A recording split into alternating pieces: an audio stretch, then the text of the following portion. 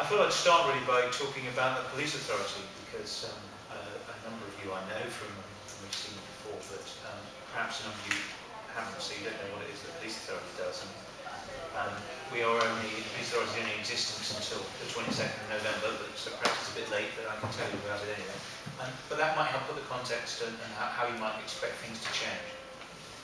So, what is the police authority? Well, you probably know this, but there are 43 geographically organised police forces in England and Wales, basically. And our local one here is Avon and Somerset, which is obviously quite a big area. I was in Glastonbury this afternoon talking about youth issues there, and obviously here it's a very diverse area with lots of different issues.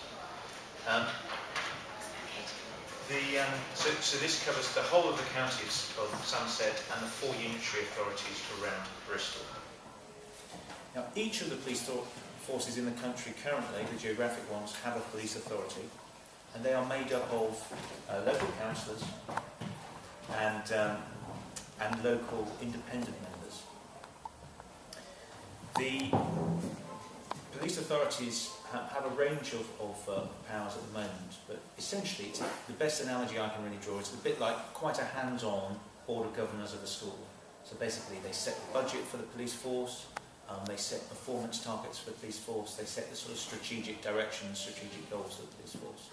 And they also hire, the chief constable would also the other, in our case, 4 chief officers. So the whole chief officer group are appointed and their conduct is overseen by the police authority. So just in the same way that a head of a school would be appointed by the board of governors, basically. So that's essentially what the police authority does. So why am I here to talk to you? It's not really about the work of the police authority, it's the fact that the police authority is going to be abolished because on the 15th of November, in all of those geographic areas apart from London, there's going to be an election purely to elect a directly elected police and crime commissioner for each of those areas. So, on the 15th of November, all residents of voting age in Bristol will be able to vote to appoint a police and crime commissioner.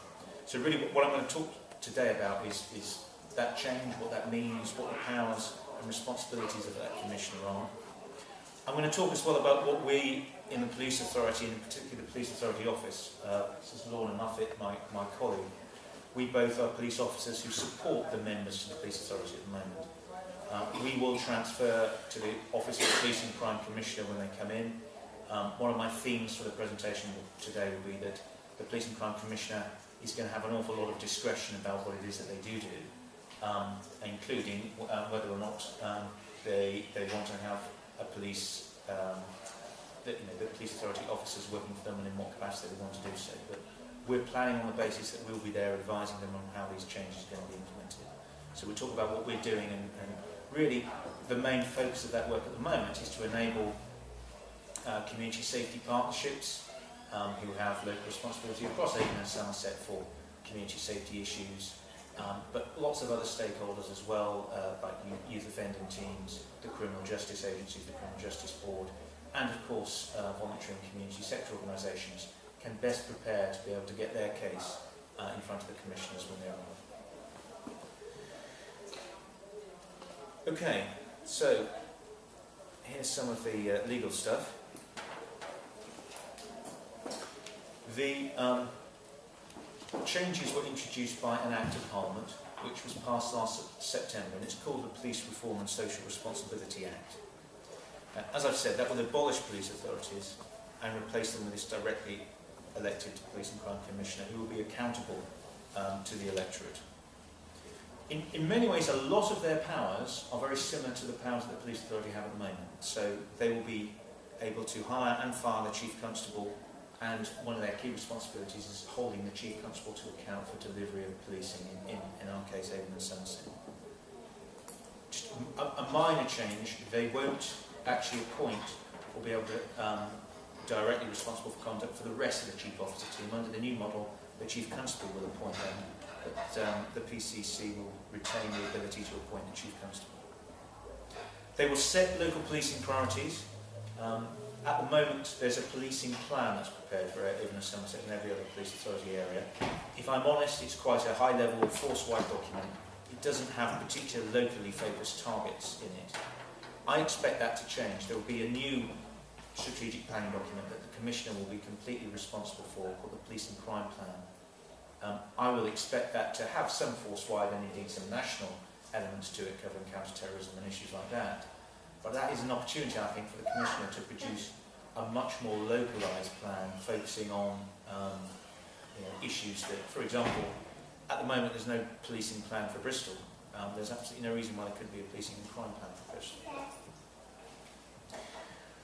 The Police and Crime Commissioner will also set the budget for the force in the same way that the police authority sets the budget for the force.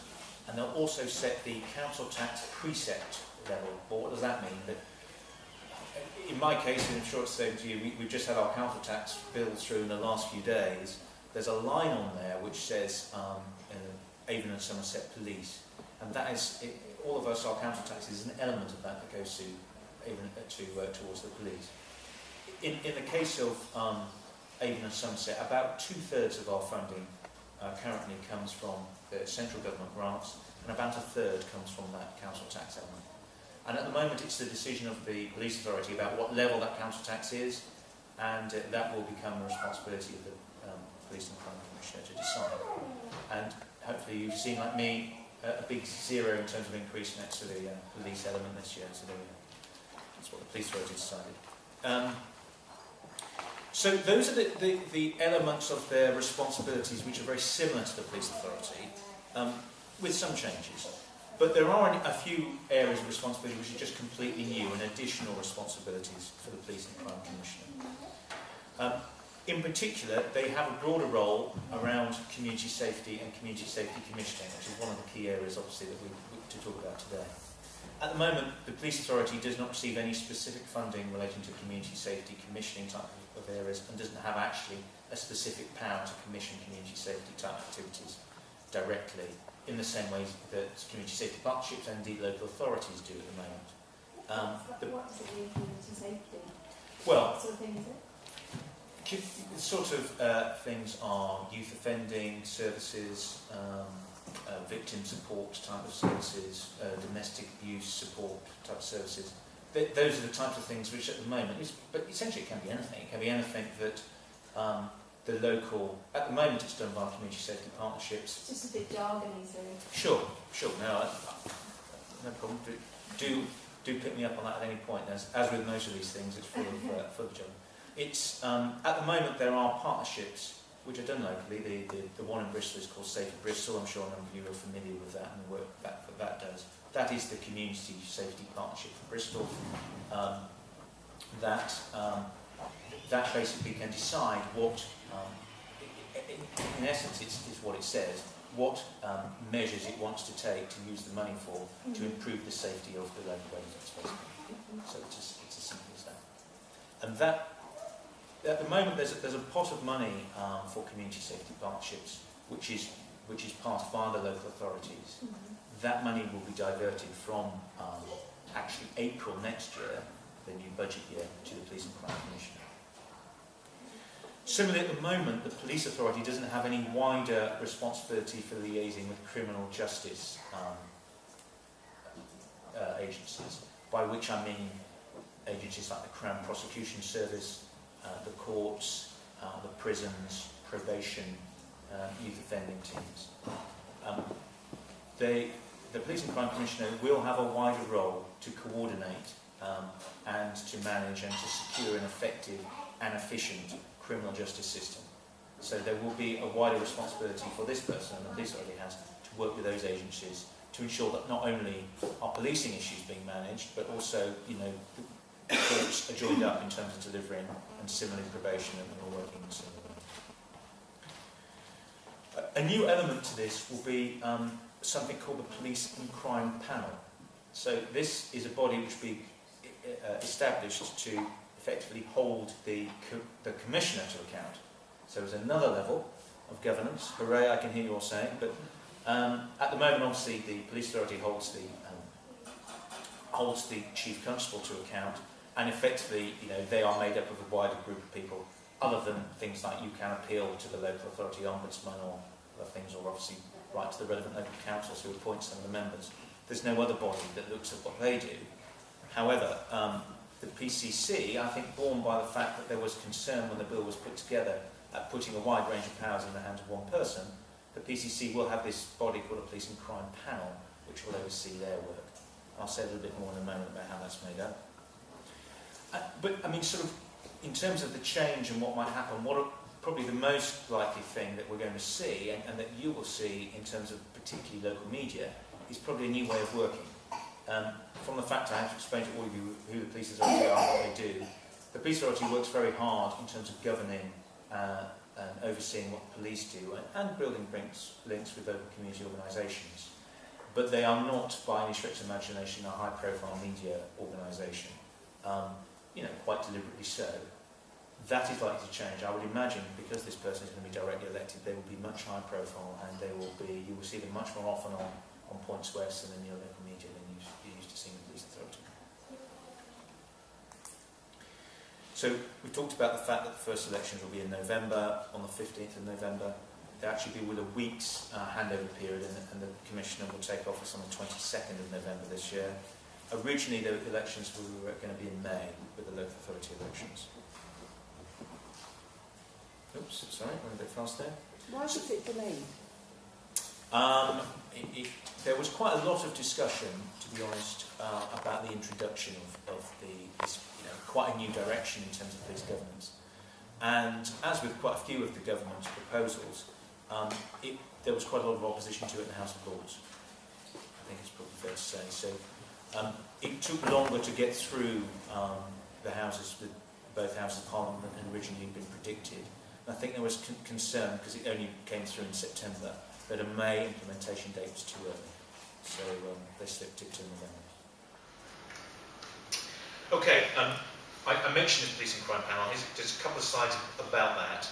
The Home Office have described it as having an important but limited role. I think it can be seen as somewhat a bit like a scrutiny body from a local authority, if any of you are familiar with that. It can oversee what the Police and Crime Commission is doing and how it is doing it, but it is to support the exercise of the PCC's function. So clearly, if the PCC was doing something that was illegal, or indeed something that was not in the plan that it had set out and consulted local people to do, then the panel could quite rightly hold them to account. However, if they didn't just agree with what the person was doing, then I don't think that's not really within their remit to be able to say, we don't like that you're doing that, you should do something else. Provided that the PCC has consulted on things properly and has done things according to their powers, they are there to support the exercise of that function. In terms of things that the panel will do, this plan that I mentioned that the PCC will issue, they have to review and comment on that, and indeed review the budget. They have two specific areas where they can veto, effectively they can stop the PCC doing things. That is this preset council tax level. If the PCC came forward with a council tax level which the panel didn't like, if 2/3 of the panel say, no, you can't have that level, then they can stop the PCC having that level of council tax. Similarly, they could, on a 2/3 majority basis, veto the appointment of a chief constable if they didn't agree with the appointment. So those are probably their two absolute blocking powers. Otherwise, there are various other areas where they have to be consulted and are able to comment and can ask questions about what the PCC is doing. But I would say those are the two key powers. In terms of how this panel is made up, there is one representative from each council in the area. Now, at the moment, the police authority has council representatives, as I've said. That is what they call top-tier council representation, though. So, most notably in Somerset, that means it's just the county council that's represented, not the districts. This is different. This will include the districts, so that means there will be 10 councillor members, one from each, and there will be 6 representatives from Somerset, because there are 5 districts and 1 county, and there will be 1 from each unitary authority. That's been quite controversial because, in terms of population, that doesn't really reflect population balance. There's about 2/3 of the overall population of Somerset are in the unitary authorities and 1/3 in the county. So That group of 10 will have to also appoint 2 independent non-councillor members. And obviously, as you're aware, I think there's been some announcements today about the referendum for a mayor in Bristol and a number of other cities. If there's going to be a referendum this May and a local authority at the same time as the local authority elections, if the referendum says that people do want a mayor in Bristol, then the election for the mayor is likely to be on the same day as this PCC election in November. Again, that's been quite controversial in Somerset because obviously it gives more reasons for people in Bristol to turn out and vote. But you know, that's just how it is. That group of 10 council members, as well as appointing the 2 independents, could appoint additional members. So they could appoint further either independent or councillor members if they wish. So there is a meeting going on next month with all the leaders of the councils getting together to agree how those arrangements will work. We are expecting that they will be required to have a panel in place by October. If they don't, then the Home Office can step in and appoint a panel instead.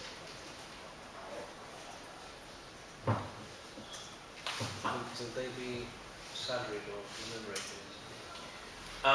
They will have, I think it's an allowance of about £920. They will also, there's an amount of money, I think it's £53,000, which will be allocated to the lead authority to run that panel. So it won't be us that run it, it's independent of us, if you see what I mean. So one of the local authorities will step forward to run it, so there's an amount, quite a small amount, I think, by any measure that will be given to them to run this, but also there will be an allowance for expenses and things of £920 for each member of the panel. Okay, so in terms of the partnership landscape, what do I mean by that? Well, it is incredibly complicated, the number of different organisations and agencies that work in terms of community safety and other areas across Avon and Somerset. This change is one of, as I'm sure you're all aware, there's a number of major things going on in the public sector at the moment, one of which is significant financial cuts from the Comprehensive Spending Review, but also pretty much every area of government is being reorganised in some way. Obviously, you'll have all seen about how the NHS and the health sector is being reorganised quite significantly. There's a lot of change in local government as well, but obviously, in terms of police and policing, there's this major change to police authorities and police governance. But there's a whole range of other changes to how the police is going to be run, particularly nationally. You may have seen that there's going to be this new national crime agency that's going to look at various aspects. So there's a whole load of change going on at the moment. What does it mean in terms of this phrase community safety? There will be this duty on the Police and Crime Commissioner to cooperate with these community safety partnerships. There will be powers for the Commissioner. They won't be able to force the partnerships to merge and come together in one body, but they can approve that. If the partnerships come to them and say we'd like to come together more and simplify the landscape, they can approve that. It probably is worth noting that the community safety partnerships essentially comprise the local authorities, the fire authority, the police, and representatives from health as well, and education. That those partnerships will still have a duty for wider community safety. The whole duty isn't being passed to the Commissioner. A fairly small element of the funding is being passed, but not the duty. So those partnerships will still have an obligation to work together to make your community safer, basically. In terms of criminal justice, we talked about that, the wider obligation to cooperate, and we talked about there are other big changes going on, health and well-being. What does that all mean? I mean, it's all very nice, all these words you're using and everything, but actually, what does it mean to the people of Easton? Well, what I'm trying to do is explain what the current setup is. Oh yeah, no, I don't mean that. I'm not trying to be difficult with you at all. Well, but it's just, what does that mean? Yeah. Because, how will the police act differently, say in the neighbourhood partnership? Well, there's no reason why the police would act differently in the neighbourhood partnership. At the moment, you've got Safe Bristol, or obviously the main community safety partnership here. Some of their funding is going to be diverted to this commissioner. the commissioner can therefore commission the sorts of services that, say, Bristol does now, or indeed other things if they wanted to. So they could decide to come to Easton and say, I would like to invest some money on a particular type of service or a particular type of improvement here. That's really a big change. At the moment, the police, will work with partners in terms of cooperating with things, but they won't directly commission that type of service themselves. Yeah. This police and crime commissioner is able to do that. As I mentioned before, one of the key issues really is discretion. They will have basically their budget will be the police budget plus any of these other budgets which government pushes their way. At the moment, the police budget for Avon and Somerset is about £270 million, a lot of money. 2/3 of that comes from the central government, as I said. It is likely that the commissioners will be told you have to commission, pass that money to the local police force. The 1/3, about 90 million that they currently get from the precept, it would be their discretion as to how they spend it. Now, they are likely to spend a significant amount of that for the police force. But they would have the opportunity to spend that on more community-based, safety-related activities if they wish. Or they could say, I'm spending 270 million currently in policing, I'm going to keep doing that, and this extra money that's currently spent on community safety, I think is better spent with the police, doing extra work with the police. And it could be anything in between those. Okay, thank you. So I think that's the main message. Yeah. In terms of the finances, for example, fire authority, will the PCC eat up or take in funding relating to the community from the fire authority, or will he eat up the fire authority altogether? No, they're quite separate from the fire authority. The fire and rescue service are funded quite differently. They're not funded by the Home Office at all. There will be I've not seen any suggestion that any of the funding that currently goes to the fire authority will be directed to the police and crime commissioner. Government could do that, but there's certainly no proposal that I've seen that the fire authority will be moved over to the police and crime commissioner at all. I don't expect that to happen. They're quite separate. For the example used for the Bristol partnership, so is it the funding goes to the PCC relating to community safety, or their whole budget goes to PCC? It's only a fairly small, actually this slide explains a little bit about that. At the moment, the particular budget we're talking about is called the community safety budget, which goes to these community safety partnerships.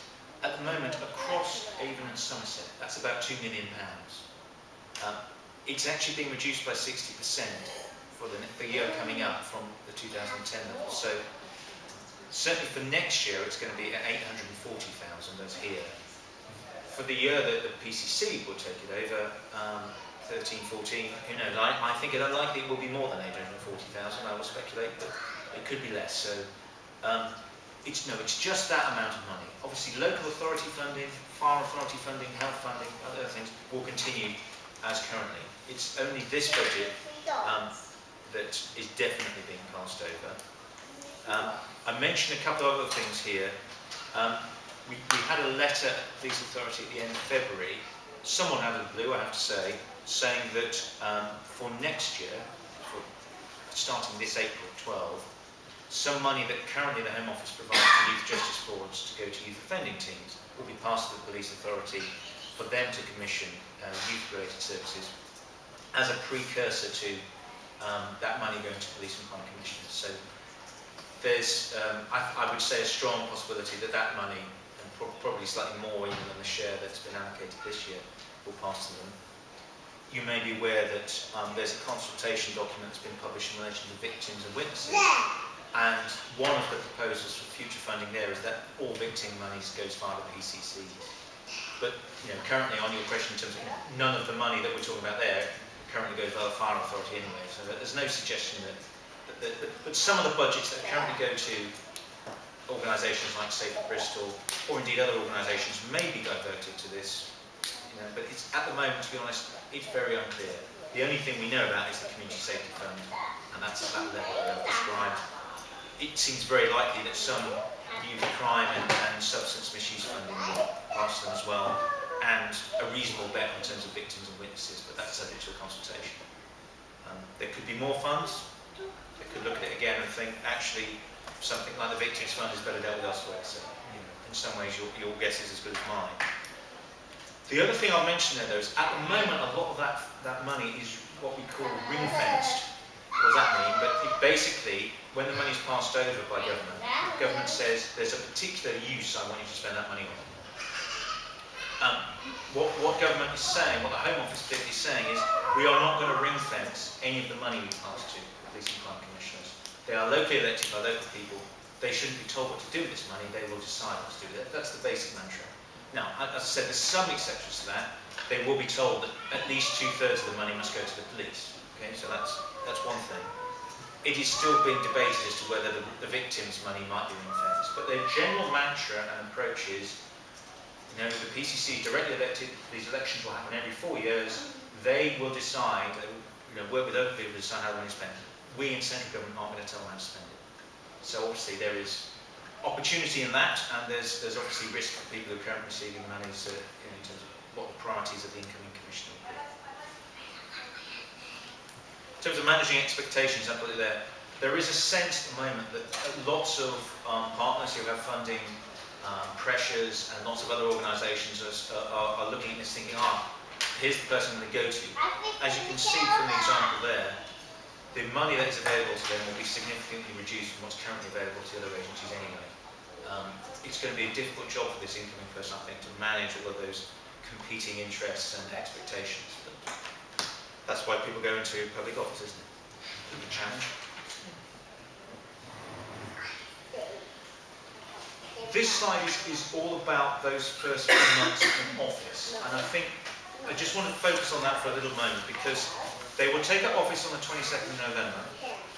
No one knows what the background of this person will be. There might be someone who's steeped in the sort of terminology I've been throwing at you all today, in terms of, there might be a local, a member of the local authority, there might be a member of the community safety partnership, or work in a criminal justice agency, or they might not. So they may have a steep learning curve to get up to speed with some of this stuff, or they might be an expert, and they might be a former police officer, for example. So Could you tell me when we'll know who the candidate's going to be? Yes. The candidates, it's very similar to local authority elections. The official declaration date will be very close to the actual election date. So you can only officially put your name forward, I think it will be somewhere between something like the 9th and the 16th of October. Oh, wow. However, there's nothing to stop a person who wants to go for it and to stand saying, publicly declaring they're going to be a candidate now, or at any time between now and the election. So, that's right. There are various websites. I think Michael Crick, the journalist, has a website where he's tracking where people are standing. The Police Federation have got one as well, where they're looking at the candidates. The last time I looked, we hadn't got any officially declared candidates here in Somerset. We're one of the few areas where we don't, but most places there have been people who have declared officially. Sorry, not officially, publicly. As I said, the official declaration is much later. Very similar to local authority elections. So this period, the first few months of office, they'll take up, with whatever background they've got on the 22nd of November.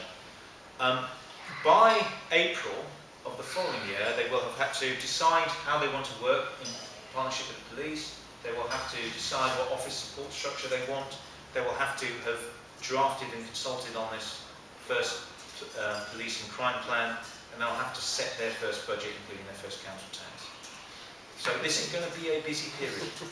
I have not booked any holiday myself, personally, for that time. I'm hoping that I will be of assistance. I have, I just didn't mention it. We'll have a chat about it. So it's going to be a busy time, and obviously that's a time where there are going to be a lot of people trying to get access to this person to make the case that, the people of Easton need to be their top priority, the people of South Somerset need to be their top priority, all across the area, and with every possible interest. So, the various community safety partnerships have their views on what the issues are going to be. The police have their views on what the issues are going to be. So, that is going to be a key period for, I think, us understanding. We'll obviously have all been watching the elections and the manifestos develop, so we'll be able to make our own views at that point about what their policy is going to be. But obviously, as that period envelops, we'll understand much more about what their approach is going to be to all of those competing and challenging agendas. So we've said that this community safety funding will move over from the 1st of April. So that first opportunity for the Commission funds comes from there. So against that background and context, what have we been doing? Well, we're very fortunate in Somerset, really. Our police authority were very happy and wanted us to plan for this early. They could see that it was a major change and would have a big impact on local people. So they agreed that we should set up a transition board back in June. That's a joint board with the local police force. The Chief Constable is on that. I chair that. The Chair of the Police Authority is also a representative. And we've been looking at the issues, of which there are sort of two main types, really. There's a whole load of internal stuff within the police, as you can imagine, because basically all of the assets and all of the contracts of employment are currently held in the name of the police authority. So there's a piece of work to do to transfer all of that across and to manage that. But by far the biggest and I think most important thing is then externally, working with local partners, with local authorities, community safety partnerships, with the criminal justice agencies, so that we have understood the implications of the change and plan for how we're going to implement that. So we've been doing a lot of work on that and working closely with partners. And really the focus is to make sure that we as a team in the office understand what currently is commissioned. What I mean by that, what currently do organisations like Save Bristol view as the priorities for this area, for example, but also all of the other equivalents across Avon and Somerset. What are they currently spending money on in terms of keeping people safe? How effective has that been? What do they see as the priorities for the future? So we've done some work with them, asking all of those bodies to give us their views on all of those key questions. We've captured that. In fact, they've written up short summaries of that. And I'll give you a website address at the end, but we've got one microsite on the web of all the community safety partnerships in the area and the Criminal Justice Board giving their views about what they would like a candidate to be focusing on.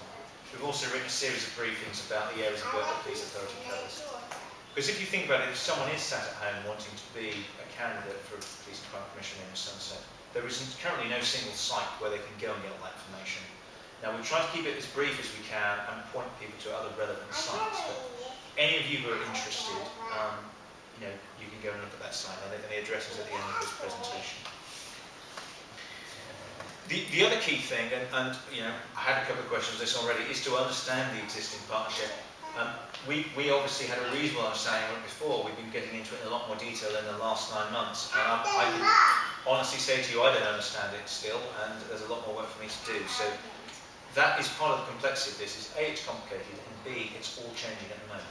So trying to plot where you want to be in that, and how you want to work within that is also a big challenge. So finally, as voluntary and community sector organisations and representatives, what is the best thing for you to be doing to try and get involved here? Well, obviously, I mean, let me say this, you want to try and influence the incoming PCC and their agenda. Obviously, Matthew, we can talk about this at the end. Matthew's organisation are doing some work to try and coordinate, I think, across Avon and Somerset, in terms of voluntary sector and their preparation for this.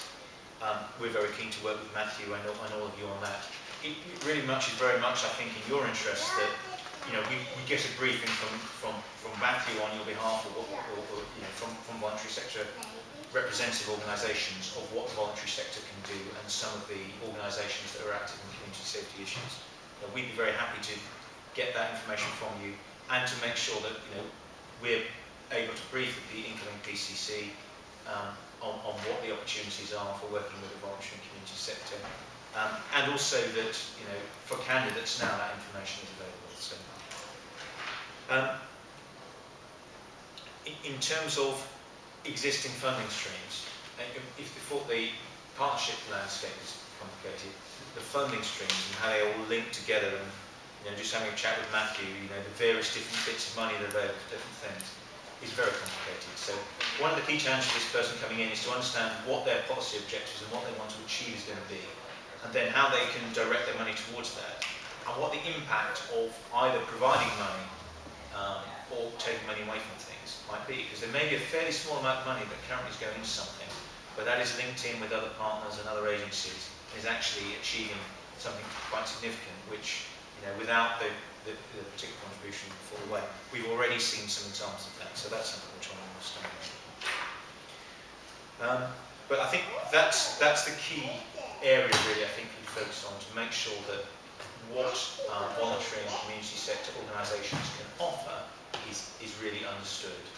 And, if this person has clear policy objectives they want to achieve, and there are organisations in the voluntary sector that can help them achieve those outcomes and do it in a very cost efficient and effective way, why wouldn't they want to work with voluntary and community sector organisations?